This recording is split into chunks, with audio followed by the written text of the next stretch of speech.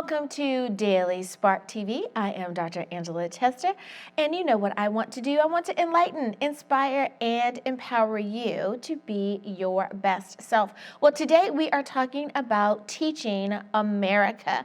My guest is Robert Martin Bishop, and we're gonna have a great conversation. I know it might sound a little controversial, but we like to think of it as a little something to talk about. So let me tell you a little bit more about Robert. Born in Brooklyn, New York, his father was a Lutheran pastor and his mother a teacher. Life as a pastor's kid immersed him in theology. Attending Wagner College in Staten Island, New York, with a major in German, Robert has always had a desire to teach.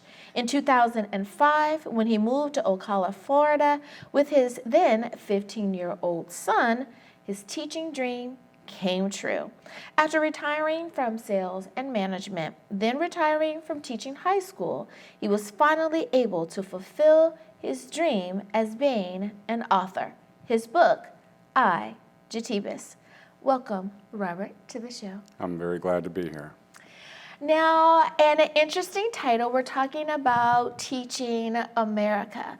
With everything that's going on in our world today, we see so many teachers deciding that it's time to go on strike. They are aware that our students need more and they want to be able to give them more. I'd like to kind of talk to you a little bit about that. But before we do, I want to ask you your desire to teach. Why did you want to go into the teaching field? Well, that sort of started in grade school, the desire to want to teach. And I think part of that was because I wanted to be the boss, But then when I was graduating from college, there was a glut of teachers. And so teaching just was not going to be in the cards for me then. So I went to work for a factory that I had worked for over the summer, and one thing led to another, and pretty soon I was a sales manager there and then for a few other companies. And about 14 years ago, I moved with my son to Ocala, enrolled him in a local Christian high school and for his sophomore year. Well, a year went by, and literally 3 days before school was about to start for his junior year, his principal called me and asked me if I would come into the office. And I said, sure, And much to my surprise, she asked me if I would consider teaching. Awesome. And I felt this chill, and I said, well, give me a second to think about it. And about half a second later, I said, absolutely. I'm going to do that. And I'm pretty sure I was led to it, like, you're going to teach. And so that's how it all happened, kind of by accident, but pretty much not by accident. Again, loving that divine providence that just kind of makes sure that we are where we need to be. Now, if someone said, I'm thinking about being a teacher, and of course you have to follow the rules and regulations of your county, your city, or your state, but if someone was thinking about going into the teaching profession, what are some things that you would encourage them to think about before they take that step? I think the easy answer to that is to know your subject and talk about it. That's also the wrong answer. The right answer is to love your subject and love kids, regardless of what age group you want to work with. The other thing to think about is, where do you want to teach? Are you an inner city kind of person? Do you want to teach in the inner city, or are you more comfortable in a rural setting, or do you want to teach in the suburbs? Are you a public school person? Do you want to teach in a private school? Right. What talents do you have that you can best use in what location? And that's really what I would think about. Love your subject, love kids, and know where you want to be. Those would be the three tenets of I think, becoming a good teacher. Now, in your opinion, do you think that many times teachers experience burnout because they are not in the correct environment for them? they're in a rural school when they want it to be in a city school, or they're in a public school when they want it to be in a private school?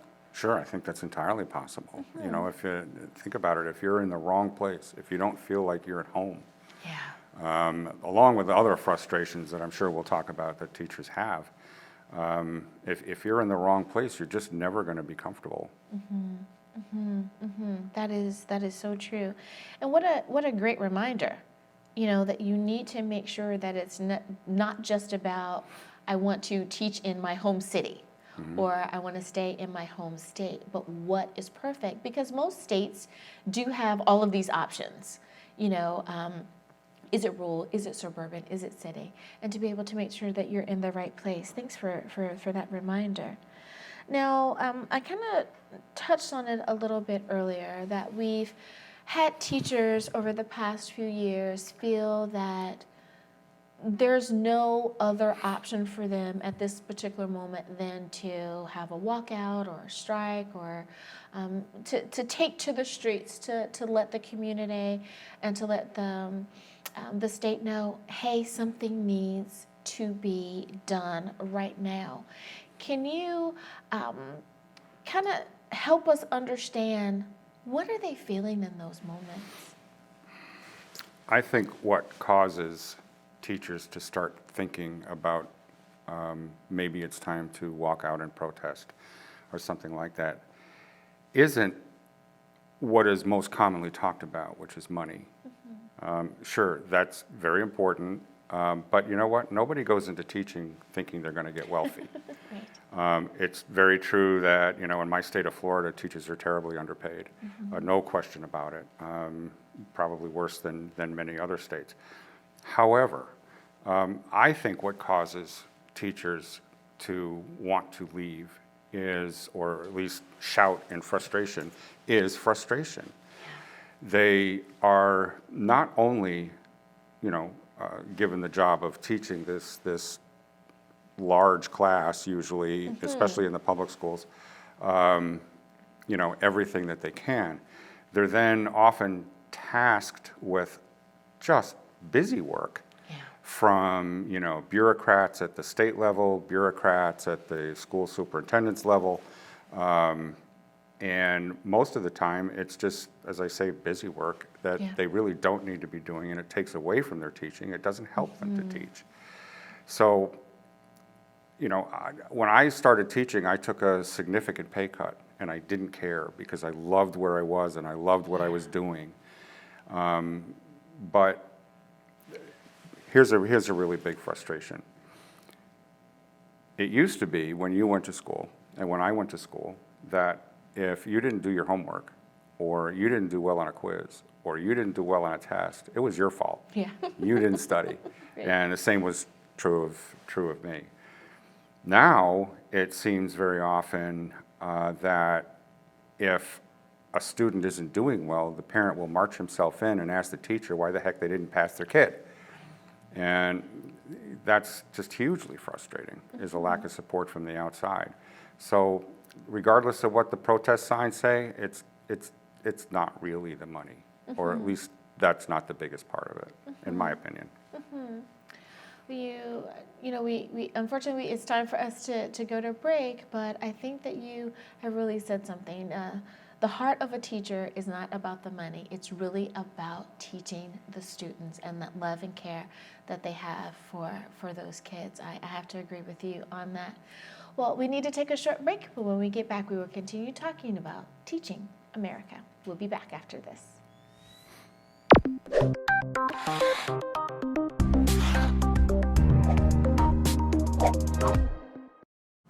And welcome back to Daily Spark TV. I am Dr. Angela Tester. My guest today is Robert Martin Bishop, and we are talking about teaching America. So, Robert, I have a question for you. As a teacher, you have a different perspective, and that is, what can parents do to help teachers do their best job? There's always something that parents can do to get involved. What are some suggestions from you? That is just so easy. Have you done your homework? Right. When is it due? How long do you think it will take you to finish it? Is there something I can help you with? Or if I don't know the answer, is there something I can help you find out? All of that. Then, stay in touch with the teacher. Hey, how's Johnny doing? Is there anything I can do to support you at home? That kind of thing. Let the teacher know that you're thinking about them, you're thinking about your child's education, and you just want to do the best for everybody. I'll tell you what, you'll be the only one of a few parents in the class that are doing that, and they will suddenly become teacher's pet. Not that that's actually a good thing, but you get the drift of that. Now, I am, perhaps my son would say, an overly involved parent. I became PTA president, so I wanted to make sure that I was really involved and made sure that everyone had what they needed. For an average classroom, is there any way that a parent can volunteer, or is there anything that a classroom needs that a parent who likes to shop, who likes to do those, Good Samaritan type things, is there anything that that person can do? Well, it depends on the class and the teacher, of course. And, to your other point, don't we all live to embarrass our children?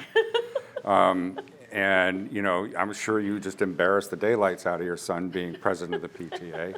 I know I worked as hard as I could to do that, but they know why you're doing it, which is a good thing. And as far as what can you contribute to the class, ask the teacher, would you like my time?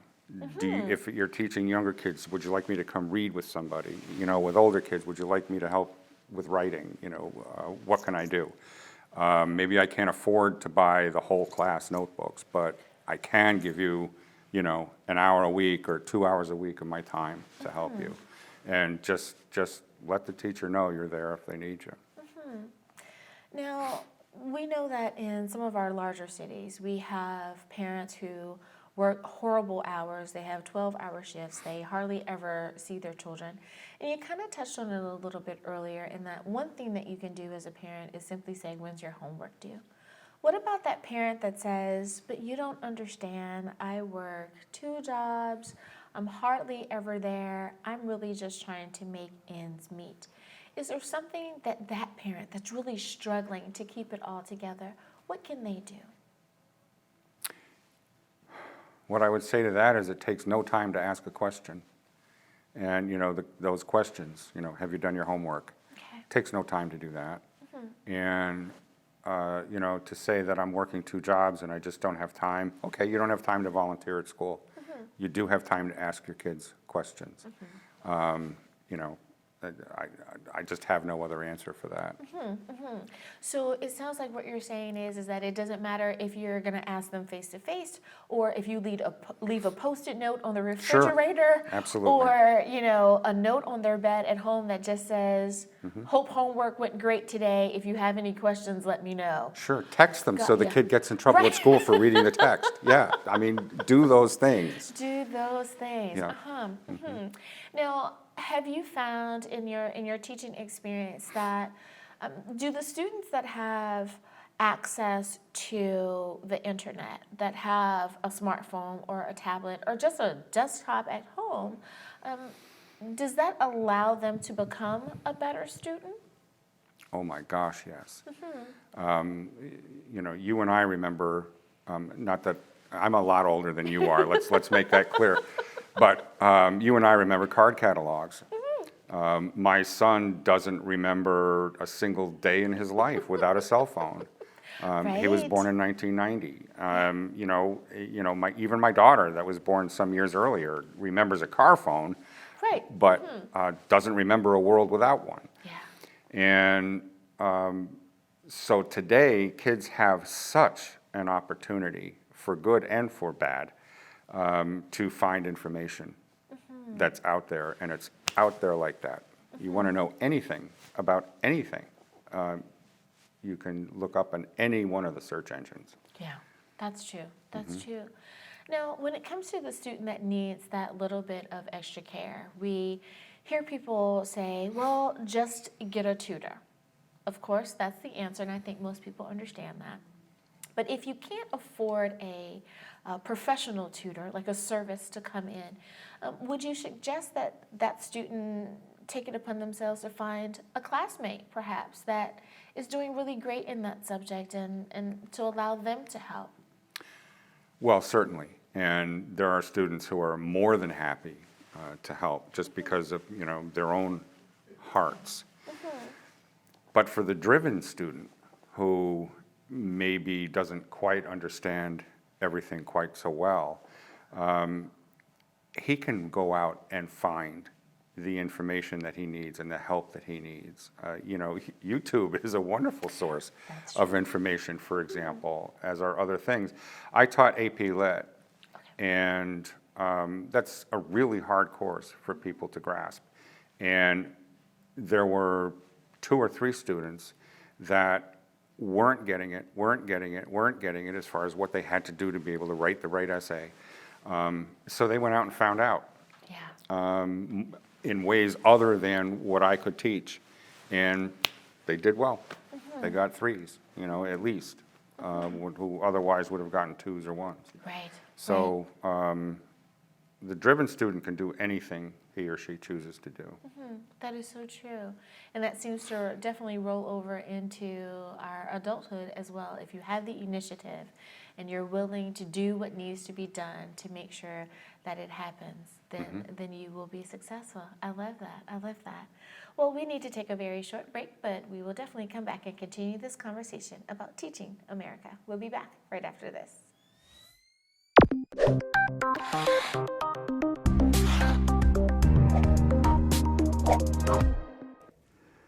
My name is Robert Martin Bishop.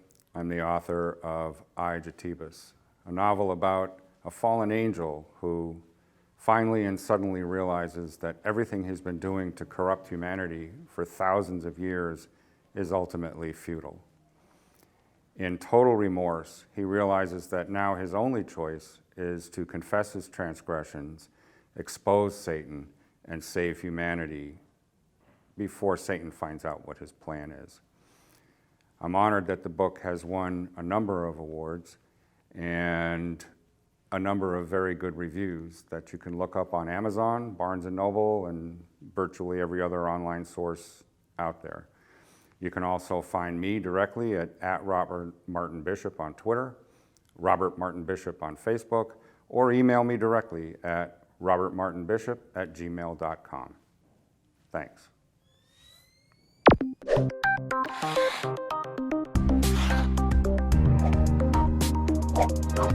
And we are back. Thank you so much for joining me for Daily Spark TV.